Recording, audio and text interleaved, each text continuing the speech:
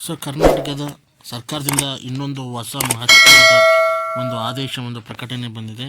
ಏನು ಹೇಳಪ್ಪ ಅಂತಂದರೆ, ಎಕ್ಸಾಮ್ ಪ್ಯಾಟ್ರನ್ನ ಬದಲಾಯಿಸೋಕ್ಕೆ ನಮ್ಮ ಕರ್ನಾಟಕ ಸರ್ಕಾರದಿಂದ ಒಂದು ಅಧಿಸೂಚನೆಯನ್ನು, ಒಂದು ಪ್ರಕಟಣೆಯನ್ನು ಬಿಟ್ಟಿದ್ದಾರೆ. ಅದಕ್ಕಾಗಿ 29/2020 ಒಂದು ಹೊಸ ಕರಡನ್ನು ರಚನೆ ಮಾಡಿ ಅದಕ್ಕೆ ಸಂಬಂಧಪಟ್ಟಂತಹ ಇಲಾಖೆಗಳಿಂದ ಅನುಮೋದನೆ ಪಡ್ಕೊಂಡು ಸದರಿ 29/2020 ಎಲ್ಲ ಸಾರ್ವಜನಿಕರಿಗೆ ಲಭ್ಯವಾಗುವಂತೆ ಒಂದು ಮಹತ್ವದ ಆದೇಶವನ್ನು ಹೊರಡಿಸಿದೆ. ಕರ್ನಾಟಕ ಆದೇಶ ರಾಜ್ಯಪತ್ರದ ಒಂದು ನಿಯಮಾವಳಿಗಳಿಗೆ ತಕ್ಕ ಹಾಗೆ ಕರ್ನಾಟಕ ನಾಗರಿಕ ಸೇವಾ ಪರೀಕ್ಷೆಯ ಮಹತ್ವದ ಒಂದು ವಿಚಾರದ ಬಗ್ಗೆ ಇಲ್ಲೊಂದು ಪ್ರಸ್ತಾಪಿಸಲಾಗಿದೆ. ಪರೀಕ್ಷಾ ಪದ್ಧತಿಯನ್ನು ಕೂಡ ಬದಲಾವಣೆಯ ಒಂದು ಮಹತ್ವದ ಪ್ರಕಟಣೆ ಇದಾಗಿದೆ. ನೋಡೋಣ. ಈಗ ನಾನು ಎ ಕಾಲಮ್ ಗ್ರೀನ್ ಹಾಕಿದ್ದೀನಿ ನೋಡಿ. ಎ ಕಾಲಮಲ್ಲಿ ಸಂದರ್ಶನವಿಲ್ಲದ ಗ್ರೂಪ್ ಎ ಗ್ರೂಪ್ ಇ ಹುದ್ದೆಗಳಿಗೆ ಸಂಬಂಧಿಸಿದಂತೆ ಸ್ಪರ್ಧಾತ್ಮಕ ಪರೀಕ್ಷೆಯಲ್ಲಿ ತಲಾ 300 ಅಂಕಗಳ 2 ಪ್ರಶ್ನೆ ಪತ್ರಿಕೆಗಳು ಒಳಗೊಂಡಿದ್ದು ವಸ್ತುನಿಷ್ಠ ಬಹು ಆಯ್ಕೆ ಸ್ವರೂಪ, ಅಂದರೆ MCQ ಇರುತ್ತೆ. ಪ್ರತಿಯೊಂದು ಪ್ರಶ್ನೆಯು ನೆಗೆಟಿವ್ ಮಾರ್ಕ್ ಇರುತ್ತಂತೆ. ಆ ನೆಗೆಟಿವ್ ಮಾರ್ಕು 1/4 ಇರುತ್ತಂತೆ. ಪ್ರತಿ ತಪ್ಪಾದ ಉತ್ತರಕ್ಕೆ 1/4 ಅಂಕಗಳು 4/1 ಭಾಗದಷ್ಟು ಅಂಕಗಳನ್ನು ಕಡಿತಗೊಳಿಸುತ್ತೆ. ಅಂದರೆ 4 ತಪ್ಪಾದರೆ 1 ಅಂಕ ಕಳೆದುಕೊಳ್ಳುತ್ತೆ. ಯಾವುದಕ್ಕೆ ಇದು ಅಂತಂದರೆ, ಯಾವುದು ಇಂಟರ್ವ್ಯೂ ಇಲ್ಲ ನೋಡಿ, ಯಾವುದು ಇಂಟರ್ವ್ಯೂ ಇಲ್ಲ ಅದಕ್ಕೆ MCQ ಆಗಿರುತ್ತೆ. ಅರ್ಥ ಆಯ್ತಾ? ನೆಕ್ಸ್ಟ್ ನೋಡೋಣ. 2B ಅಂತಿದೆ ನೋಡಿ ಇಲ್ಲಿ. ಸಂದರ್ಶನವಿರುವ ಗ್ರೂಪ್ ಎ ಹುದ್ದೆಗಳಿಗೆ ಸಂಬಂಧಿಸಿದಂತೆ ಸ್ಪರ್ಧಾತ್ಮಕ ಪರೀಕ್ಷೆಯು 300 ಅಂಕಗಳ 2 ಲಿಖಿತ ಪ್ರಶ್ನೆ ಪತ್ರಿಕೆಗಳನ್ನು ಒಳಗೊಂಡಿದ್ದು ವಿವರಣಾತ್ಮಕ ಸ್ವರೂಪದಲ್ಲಿರುತ್ತದೆ.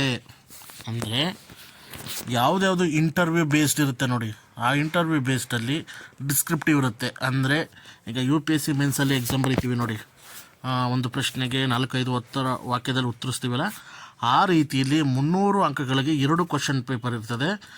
2 ಕ್ವಶನ್ ಪೇಪರು ಕೂಡ ವಿವರಣಾತ್ಮಕವಾದ ಸ್ವರೂಪದಲ್ಲೇ ಬರೀಬೇಕಾಗಿರುತ್ತೆ. ಯಾವುದಕ್ಕೆ ಅಂದರೆ ಇಂಟರ್ವ್ಯೂ ಇರೋ ಹುದ್ದೆಗಳಿಗೆ ಮಾತ್ರ.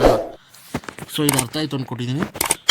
ಅದಕ್ಕೆ ಗ್ರೂಪ್ ಎ ಮತ್ತು ಗ್ರೂಪ್ ಬಿ ಹುದ್ದೆಗಳ ಸ್ಪರ್ಧಾತ್ಮಕ ಪರೀಕ್ಷೆಯು 2 ಪತ್ರಿಕೆಗಳಿಗೆ ಸಂಬಂಧಿಸಿದಂತೆ ಕೆಳಗಂಡಂತೆ ಸಿಲೆಬಸ್ ಕೊಟ್ಟಿದ್ದಾರೆ ನೋಡಿ. ಸಿಲೆಬಸ್ ಕೊಟ್ಟಿದ್ದಾರೆ, ಸ್ವಲ್ಪ ಡೀಟೇಲಾಗಿ ನೋಡೋಣ.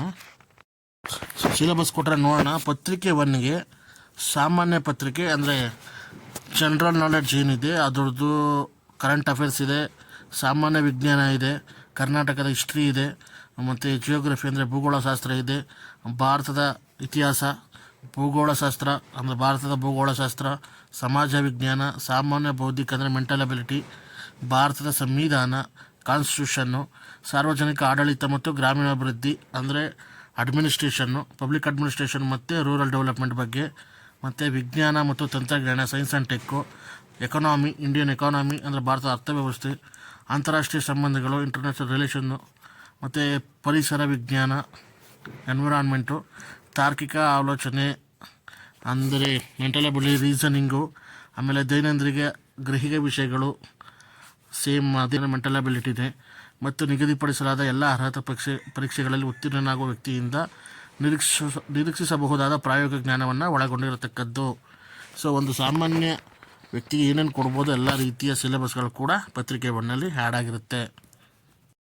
ಪತ್ರಿಕೆ 2ಅಲ್ಲಿ ನಿರ್ದಿಷ್ಟಕ ಪತ್ರಿಕೆಯಲ್ಲಿ ಈ ಪತ್ರಿಕೆಯು ಪಠ್ಯಕ್ರಮಗಳನ್ನು ಆಯ್ಕೆ ಮಾಡುವ ಪ್ರಾಧಿಕಾರವು ಯಾವ ಹುದ್ದೆಗೆ ಮಾಡಲಾಗುತ್ತಿದೆಯೋ ಆ ಹುದ್ದೆ ಸ್ವರೂಪವನ್ನು ದೃಷ್ಟಿಯಲ್ಲಿಟ್ಟುಕೊಂಡು ಮತ್ತು ಸಂಬಂಧಪಟ್ಟ ಕ್ಷೇತ್ರ ಇಲಾಖೆ ಮತ್ತು ನೇಮಕಾತಿಯ ಪ್ರಾಧಿಕಾರದೊಂದಿಗೆ ಸಮಾಲೋಚಿಸಿ ನಿರ್ಧರಿಸತಕ್ಕದ್ದು.